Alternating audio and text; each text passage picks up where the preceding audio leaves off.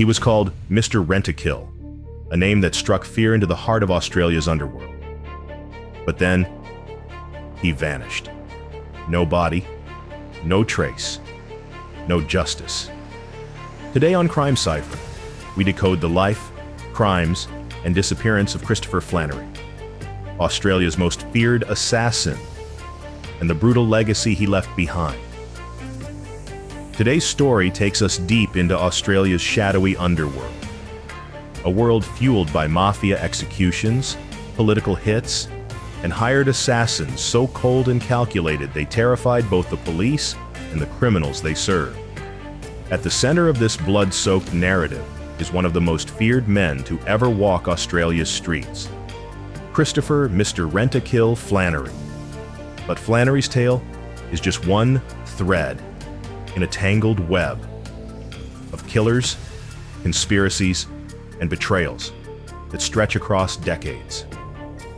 From Melbourne's infamous gangland wars to chilling links between the Italian mafia and political murders, this episode pulls back the curtain on the deadliest names you've never heard of, but should never forget. If true crime sends chills down your spine, smash that subscribe button, ring the bell, and stay with us until the end.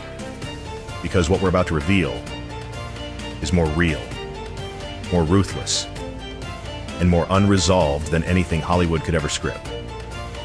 This is a story of killers, silence, and the long shadow of power. Australia's criminal underworld, 1970s to 2000s. The rise of organized crime in Australia wasn't about flashy drug busts or nightclub turf wars. It was about power. From the 1970s through the early 2000s, both Sydney and Melbourne transformed into battlegrounds for ethnic mafias, outlaw motorcycle gangs, and silent professional killers.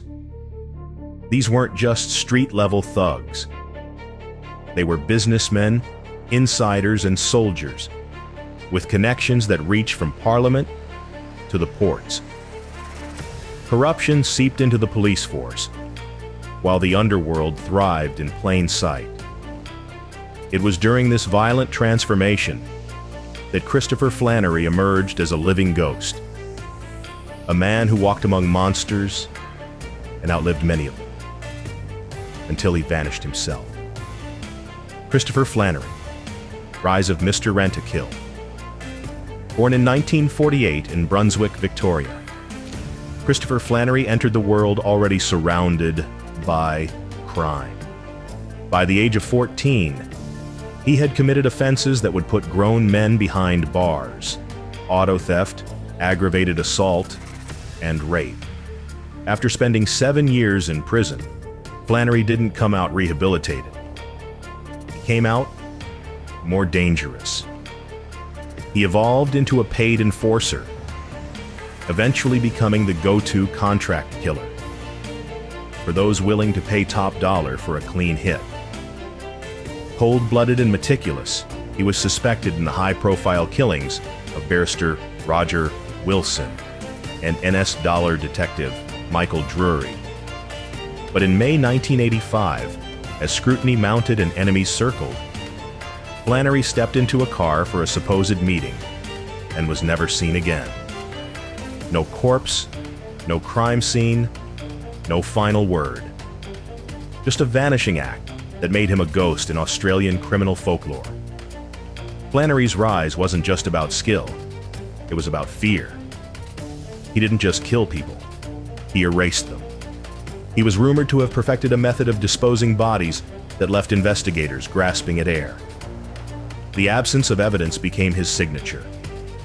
And in an era when the mafia infiltrated police ranks, Flannery moved like a ghost, insulated by fear, corruption, and cash. Criminologists studying his case suggest he may have pioneered off-the-record killings for corrupt officers. Hits that were never filed, never pursued, never solved. It's what makes his own disappearance so haunting. Was it karma or cover-up? The unpredictable killer, Benji, Veniamin, Benji Veniamin was chaos in human form, a hitman with no loyalty and a reputation for brutal efficiency. Once an aspiring boxer, Benji traded the ring for the streets, quickly rising through the underworld ranks during Melbourne's gangland wars of the early 2000s. He was linked to at least 7 known murders, and many feared him more than the crime bosses he served. But power like his comes at a cost. In 2004, while dining at La Porcella restaurant, Benji was shot dead by another underworld heavyweight, Mick Gatto. The shooting was ruled self-defense, but it sent shockwaves through the criminal landscape. Benji had made too many enemies and trusted no one, and in the end, it cost him everything. Even in death, his presence still lingers in Melbourne's criminal memory, as a warning that the most dangerous man is often the one with nothing left to lose. Machine Gun Bazley and the Donald Mackay hit. James Machine Gun Bazley's name still echoes through the files of Australian law enforcement. A killer with nerves of steel and a history soaked in blood. His most notorious suspected act? The 1977 disappearance of Donald Mackay, an outspoken anti-drug crusader who dared to challenge the Calabrian Mafia. Though Bazley was never officially convicted for Mackay's murder, circumstantial evidence and known affiliations pointed heavily in his direction. Later convicted for other contract killings, Bazley's trail left behind fear, confusion, and a chilling silence. Mackay's assassination wasn't just a hit. It was a warning. It showed how deep the Mafia's influence had reached, how easily someone could vanish, and how tightly crime had wrapped itself around politics and power in Australia. The Ndrangheta connection and the Latorre assassination. The Calabrian Mafia, known as the Ndrangheta, wasn't just a European menace. It firmly planted roots in Australia decades ago. From small rural communities, their reach expanded into drug trafficking, construction rackets, and political lobbying. One of their most shocking acts was the assassination of John Peter Latorre in Greenvale, executed with sniper-like precision. This was not a street crime. It bore all the hallmarks of a high-level mafia hit: strategic, clean, and terrifying in its coldness.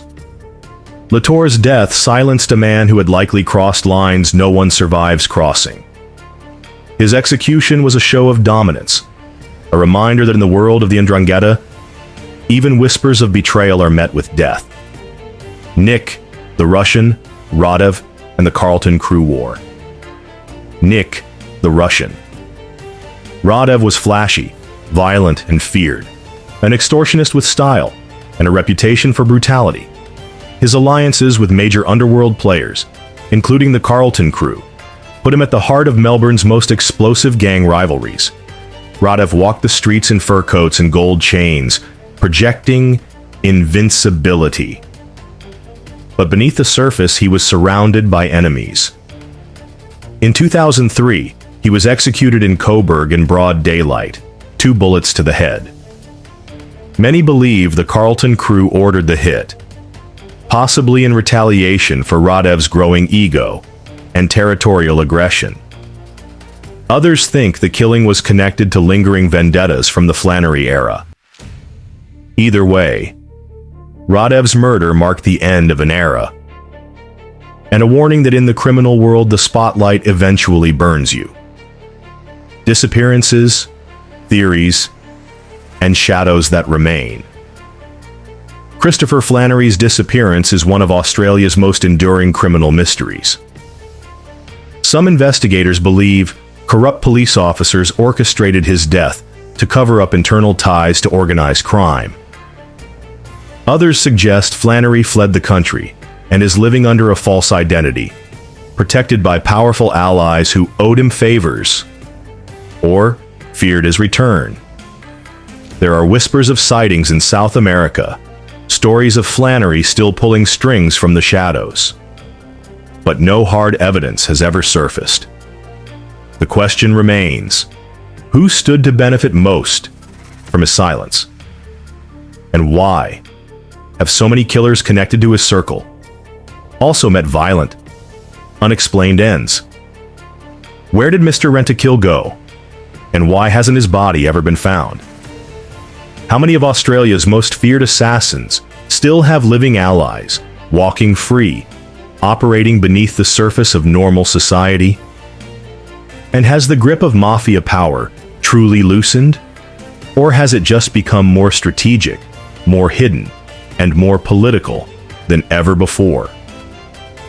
These are questions we'll keep asking because behind every execution is a network, and behind every network, a cipher waiting to be cracked. Let us know in the comments.